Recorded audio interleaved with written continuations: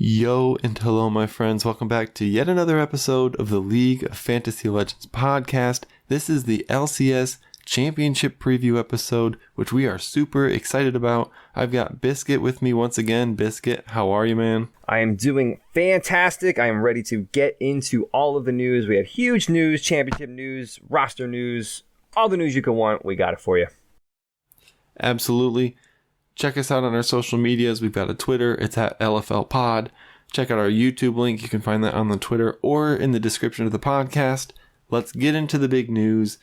Danny, after EG makes it to Chicago, makes it to Worlds, he didn't have the best performance. I don't think you can argue that. But unbelievable news. He's leaving the team. He's taking a break for his mental health reasons. What do you make of this? This is really unprecedented, I think. Amongst the community, not only for the team, but it was just kind of out of nowhere, right? I think if you watch the last few weeks of play for EG, specifically Danny, he just didn't appear to be that into it, whether that be for mental health reasons or whatever other reasons and things he may be going through. I think it is, again, an unprecedented move on Danny's behalf, but I really hope that he can take the time that he needs to get himself back together, however long it takes. Hopefully nobody's pushing him on EG's end to get back onto the floor to play. It doesn't seem that way. It seems like he's definitely getting a lot of help, and everybody's got his back on EG's end. And as far as I can tell from the community, it's going the same way. So I really hope that, again, he can take the time he needs and just get back to being better and better, healthy, mental-wise. Yeah, for sure. Did you see his reaction after they won Game 5 on Sunday? Every single one of his teammates jumps up, jumping for joy, hugging each other. Danny's just staring at his screen, looks like he's about to cry. I mean, that was crazy. Did you see that? Yeah, I mean, it just seemed like almost like a sigh of relief, right? Like, hey, I finally got this over with, perhaps. Not that he didn't care, obviously, because he was there. He wanted to support his team. He wanted to do the best that he could. But again, it just kind of seemed like a sigh of relief on his end. Yeah, and he did not play well that Game 5. If you remember the one play, which is one of the funnier plays I've seen, where he walks a little bit too far forward, he gets hit by the Aatrox chain, he flashes out, but he doesn't quite make it out of the chain range, then starts the Misfortunal, which of course gets immediately canceled by the Aatrox chain, and then he just dies, and that almost turned the game. I mean, EG was in control from that point, and then it was a toss-up after that. And then in that final fight, he just gets straight up 1v1'd by the Aatrox. Luckily, his team was far enough ahead that it didn't really matter. We saw him get solo killed by an Ornn. I mean, it was not his weekend. But I just gotta say, I'm so proud of, first of all, the team for allowing him to make this decision, because, I mean, after the team worked so hard to get to this point, they've been so dominant this entire summer. And now for him to step away, first of all, proud of the team for allowing that to happen, having their priorities in the right place. Proud of the community, like you said, having a pretty positive reaction. I think there are still a lot of ways where esports can grow, but compared to traditional athletics, when you look at the reaction that Naomi Osaka had when she pulled out of, I think it was the Australian Open, that Simone Biles had when she had to step away from the Olympics, those were so overwhelmingly negative. It's just awesome that the community's had such a positive reaction. Our second big piece of news is Spica. We talked about it a couple episodes ago, talking about upcoming free agents. I had Spica circled as leaving TSM. Yesterday's news, Spica is gone. What do you make of that? Yeah, so if you caught the news on Twitter, it's confirmed that Spica and TSM will be parting ways.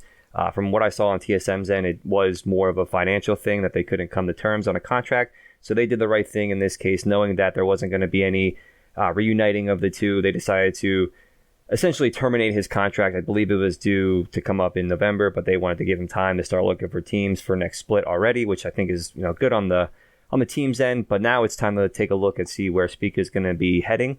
What were your thoughts on perhaps where he might end up landing? Man, it's so hard. It's so hard because he's not going to go to a bottom team. He's just not going to do it after the way this year went. But when you look at the top teams, I mean, there's no way Evil Geniuses gets rid of Inspired. There's no way C9 gets rid of Blabber. There's no way that 100 Thieves gets rid of Closer. Those have been their best players this year for the most part. And then Team Liquid, I could see them wanting to blow up the roster after not making Worlds, but Santorin was their best player the whole playoffs and really the whole season. And I don't think you can even really argue that. He was really, really good this weekend. And so where does he go? I'm fearful that he ends up somewhere in the LEC. And I really hope as an LCS fan that doesn't happen. Yeah, I personally think that he will ultimately end up leaving the league based on a lot of the points that you already mentioned, right? I think there's only 3 teams in LCS that he could potentially go to. One, I think, might be CLG, just because I don't think Contracts' value will be any higher than it already is. So I think they might be looking to get a return on Contracts, and maybe they feel like Spica is an upgrade over Contracts in this case. 2, I think, like you said, Santorin. I think, Spica has played with Bjerg before, so maybe Bjerg tries to bring him in. They may be looking to make moves after the disappointing split that they had, so maybe they get rid of Santorin, bring Spica in. But ultimately, and I feel like this is bigger, or a part of a bigger puzzle, I should say, but I feel like he may go to 100T. Maybe they want to get rid of Closer. Really? I do. 100 Thieves. I do. And we'll get into it more in future podcasts, but I feel like, me personally, I would like to see him on 100T. Just, I want to see my master plan come together, per se. I don't think it will happen in the end, because like I said, I do feel like he'll end up eventually going overseas. But and also we'll get into further podcasts as far as what I think that 100T team will look like in the future. But yeah, that's just my reaction to the news. I wish Spica all the best, and hopefully he can still produce, not only on the Rift but for Fantasy as well. Doesn't Dignitas have an open jungle spot? They have just about, I think, all 5 spots open currently, if you want to be honest about it. I don't want to get too much into the weeds, but if he wants to go ahead and take a little vacation, come down, check out the Dig headquarters, by all means. We'll see how that goes. You would love that. All right, so real quick, I want to touch on the games this weekend. Obviously, we had 4 series, 3 of the 4 going 5 games. We had Team Liquid taking down CLG, breaking my heart. That series went 5 games. We had Evil Geniuses really just squeaking it out over TSM in 5 games. We had C9 over 100 Thieves. That series went 4, which was probably the one I expected to be the closest. And then Evil Geniuses over Team Liquid in 5 games on Sunday. The banger series. It was insane. What are your thoughts from this weekend? Yeah, there was a lot of high-level play. Like you mentioned, 3 out of the 4 series did go to the 5th and final game. Sorry you had to have your CLG heart broken to ultimately underachieving TL team, so take that for what it's worth. TSM put up a good showing. I think that's more of EG just not playing their best than TSM really showing up in that series. And then, like you also mentioned, we had other good series here in Cloud9 taking down 100 Thieves, and I think that's also an upset, their second upset in 2 weeks. And then, again, probably the match of the split so far, right? It would be EG taking down TL ultimately in that 5-game series. So a lot of good play this weekend. Hoping we can, keep that going through championship weekend here.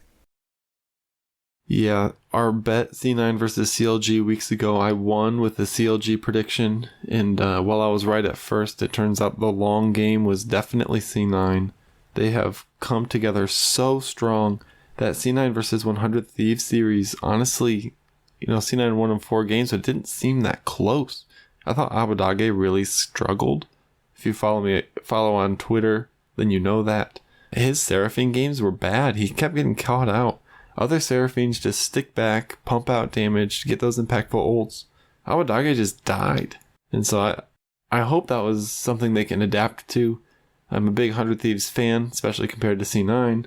But I thought that series was weird. I really expected better things from 100 Thieves.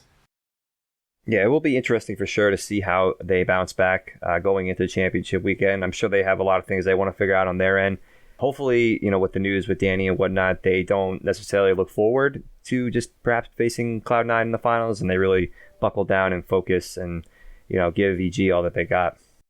Yeah, and the truth is that from what I hear, Kaori, who's stepping in for Danny, is a good player. And so they still definitely have a chance against 100 Thieves. That series is not a foregone conclusion. I am certainly excited for both of them. Yeah, I completely agree given the rest of the pieces, right, on Evil Geniuses. Obviously, Kaori's coming in, doesn't have any experience as far as I know playing on the LCS stage. I'm sure he's getting scrims in like crazy, especially this week given the news.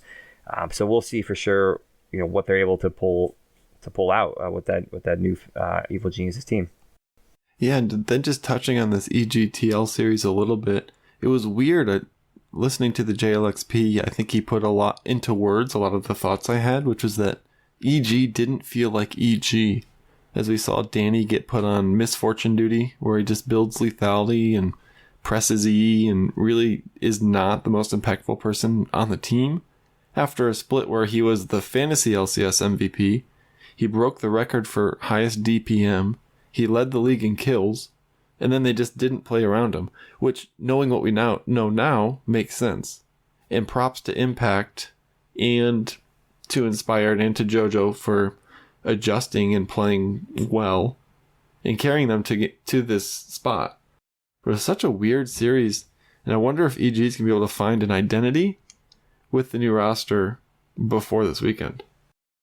Yeah, I mean, just real quick here, again, to touch on the EG and TL series, I mean, I think there's two really big points to make here. I think Inspired is going to be the split MVP, not necessarily fantasy, because I agree that Danny is the established fantasy MVP, but Inspired was just incredible, again, carrying the team when he needed to the most. So I think he really showed out and showed why he is going to be ultimately the MVP. And then on the opposite end, I mean, you mentioned that Evil Geniuses, really didn't look like themselves, right? So, I mean, where does that leave TL in this case? This is, again, we already touched on the super team. Everybody's making bank on this team, and yet they couldn't even beat a team who, for all intents and purposes, didn't have 5 players whose heads were all in the game. I mean, I don't know where you go from here, but again, it will be interesting to see what they end up ultimately doing, if anything. Yeah, I thought Hansama was kind of horrendous this weekend. Over and over, they just kept dying. Like, he just kept dying in really strange spots. I think of the last fight in Game 5 where Whippo on the Aatrox is able to take out Misfortune before the fight even starts. And yet somehow Hansama on the Sivir, all he has to do is survive and they take the objective and they win. But somehow the Renekton gets on top of him, and you just can't let that happen in that moment. It's just a really disappointing series from him. Bjergsen is awesome as long as he's on, one of his control mage champions. His Akali game was, he could not have been less useful. And then Bwippo is Bwippo, man. He just plays what he wants. He plays too aggressive. He puts himself in bad situations. He'll have games where he carries you, but he has a lot more games where he hurts you. And so I'm really curious to see what happens with this roster. I think it'll look a lot different next year, but I'm not sure where. All right, we're moving on to our championship preview. So we're going to look forward at this weekend's games. We're going to make some of our predictions, and then we're going to give you some advice. We're going to debut the LFLPod Fantasy LCS Championship Challenge. This is going to be a DraftKings style challenge. What that means is each player is going to have a cost associated with them, and you have to create a roster using a budget. Your budget will be $1,000. You'll have to pick 4 players for your team. The rules are that of your 4 players, one of them will be the captain. The captain gets 1.5 times the points, but also costs 1.5 times their normal price. Of your other 3 players on the roster, one of them must be from each team. The scoring values will be standard sleeper fantasy scoring. A kill is worth 3 points, a death is worth -1, an assist is 2 points, and a CS, so a creep score, is worth 1/100th of a point. It'll take 100 creeps to get 1 point. We'll announce the prices at the end of our individual preview. The first game is EG versus 100 Thieves. What are your thoughts on this series? Yeah, so I think this goes to 5, just because I feel like at the end of the day, the pieces that EG is bringing to the table outside of Kaori are better than what 100 Thieves will ultimately bring. But as a whole, I just don't see Evil Geniuses, again, with the switch from Danny to Kaori going into championship week. We have no idea how Kaori is going to respond. This is, again, as far as I understand, his first time on the LCS stage. So, what better time to get acclimated with your surroundings and what it's like than go to the championship weekend? If he lives up to No kidding. Yeah, if he lives up to the hype, that is crazy. I completely agree. If he ends up living up to it and meeting the expectations, I'm sure he'll go down in Evil Genius's lore as, the guy who made it happen, perhaps. But, I just think at the end of the day, 100 Thieves is going to they're going to buckle down. They're going to learn from their mistakes from last week. Ultimately get things figured out. I'm sure they're watching tape on Kaori, getting ready. And I feel like ultimately 100 Thieves is going to end up moving on to the championship match. Yeah, Kaori's been on the academy just this year. He was over in Turkey before for his entire career before that. And so really interesting to see how he's going to perform. I think this weekend Abadage was not very good. I think JoJo was really good. I'm interested to see what happens in the mid lane. I think I will be circling that as kind of the role to watch that could decide this series. I think EG did kind of an incredible job shifting their playstyle away from Danny when that's what the situation called for. And I think Impact was awesome on the carries, especially that Gangplank game where he got the pentakill last weekend. And so I am predicting 100 Thieves to win. I think their bot lane is too good. FBI and Huhi are awesome. They are better than the sum of their parts. They have been on a huge hot streak until this last weekend. EG not really looking themselves. I'm going to pick 100 Thieves 3-1. I think they win pretty handily. If you look at the Vegas betting odds, they're actually minus 300 favorites. So pretty huge favorites. I imagine that is hugely impacted by the Danny and Kaori news. I wonder what the odds were before that. But really excited for the series. I do think 100 Thieves takes it. So looking at the fantasy challenge, the player costs here, 100 Thieves going down the roster. Someday is 200, Closer 225, Abadage 275, FBI 300, and Huhi is 150. For Evil Geniuses, Impact 175, Inspired 200, Jojo Pion 225, Kaori 200, Vulcan 125. Just to give you an idea, again, you need to pick 4 players. One of them will cost 1.5 times their value. You have $1,000 to work with. This will all be posted on our Twitter. It'll be an official Google form. I'll be handing them out in Chicago. As you hear those prices, are there any values, any players you're targeting, any players you think are under or overpriced? I'm slamming my money down on the table for Inspired at $200. I mean, again, I don't know if he'll win this series. And EG will move on, but for $200, I think that's a great value. I would definitely want him on my team for that price. Also taking another look here, I think Someday is of good value in this matchup at, again, $200. And then I would also keep my eye on probably either Vulcan or JoJo from Evil Geniuses as another good pick for the prices that they're currently at. Yeah, and with the rule where you have to have one from each team, you're going to need, even if you think 100 Thieves is going to win, you're going to need a player from Evil Geniuses. I think there are plenty of good options. I think Kaori at 200 as an 80 carry. He's obviously discounted because he's not Danny. You would expect the team to play away from him. But then again, he's still an 80 carry. So he could absolutely pop off. We don't know what to expect from him. Inspired, like you said, he's the MVP for a reason. What do you know? He could pull out the Vi and go 11-0-9 again and just carry you right to the victory. Impact at 175. I mean, he played carry top laners the entire weekend. You got to expect he'll continue to do that. You wouldn't expect the team to play around Kaori in his first ever LCS matches, which are in the semifinals for the championship. When I look at 100 Thieves, FBI is the most expensive player on here. But he might just be worth it because when 100 Thieves does well, FBI scores well. He was the 3rd highest scoring player in fantasy behind Danny and Inspired. And I just think he's going to do well. As far as players I'm avoiding, probably Abadage. He's at 275.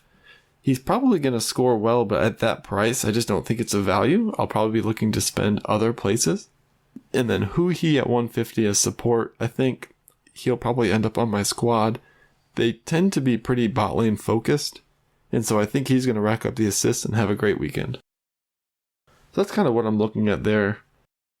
Yeah, I mean, I think those are really good picks, again, at the prices that they're set. Yeah, so there will be, once again, a prize put on this. Probably another $20 RP gift card to the League of Legends store. So we'll get your entries in. You can find the link again on our Twitter. It's at LFLPod, or find me in Chicago and we'll get you hooked up. So the second series, obviously, it's the winner of the first one who takes on C9. We both predicted that 100 Thieves would make it through, so we're going to pretend like it's C9 versus 100 Thieves. What are your takes on this potential series? Yeah, so I mean, I guess it's finally time for me to put my foot in my mouth in regards to not knowing what we're going to get from Cloud9, right? I mean, it would be pretty catastrophic if they end up just going back to their old Cloud9 ways and, falling flat on their face after having 2 back-to-back weeks of awesome performances and, ultimately getting themselves to the championship match. So with that said, I feel like Cloud9 is going to come out with the confidence that they need. I don't think they're going to be overconfident, but I just feel like they, at least at this point, they have 100 Thieves' number, and I feel like they're going to take the championship series. I'm going to go another banger. It's going to be 3-2, but I'm ultimately going to take Cloud9. I think after the series that we saw this past weekend, that's the reasonable take. But as you know, I am not a reasonable man. I am a 100 Thieves fan. And so I'm going to take 100 Thieves. I think they bounce back. I think they draft better. I don't think you can put Abadage on supportive champions. It's just not how he works. He needs to be on the playmakers, and I think they'll do that. I think if you're going to go on Seraphine duty, I think it has to go to Huhi. I'd be interested to see what they do in the draft. If they try to play through someday in the top lane against Fudge. Jensen really just destroyed Abadage this weekend. I don't think that'll happen again. I was excited to see him play the Anivia again, even though it didn't work out. Abadage and the Talia, that game was good. We saw some good Talia play this weekend where over and over we saw 3 or 4 man seismic shoves from Abadage, from Bjergsen. I don't know if LCS teams just aren't used to playing against the Talia. That was kind of weird. But again, back to this series, I'll be really interested to see what happens in the bot lane. I think that's the strength of both of these teams. Berserker has been awesome. I've been kind of off of the Berserker train compared to the community. He had been kind of up and down, especially from a fantasy perspective. Like, he was pretty average for what you expected. But in the playoffs, he's really, really turned it on. As I look at some of these stats for Berserker during the playoffs, they've played 13 total games, winning 9 of them. In those games, he's 64, 26, and 55. 64 kills is 23 kills more than anyone else on the team. And he's got the second least deaths. And so he is absolutely killing it. They're playing through him, and they're winning because of it. I think they're going to continue to play through him. So really excited to see how this matchup of FBI Huhi versus Berserker Sven goes. So going down the costs here, C9 go down from top to bottom. Fudge is at 200, Blabber at 225, Jensen at 275, Berserker at 300, Sven at 150. And then for 100 Thieves, it'll be Someday at 175, Closer at 200, Abadage at 200, FBI at 225, and Huhi at 100. If it is Evil Geniuses that makes it here, the prices will be the same. We'll just switch the prices of Jojo and Kaori. So then Jojo would be 225, Kaori's 200. Any specific places you're looking at here?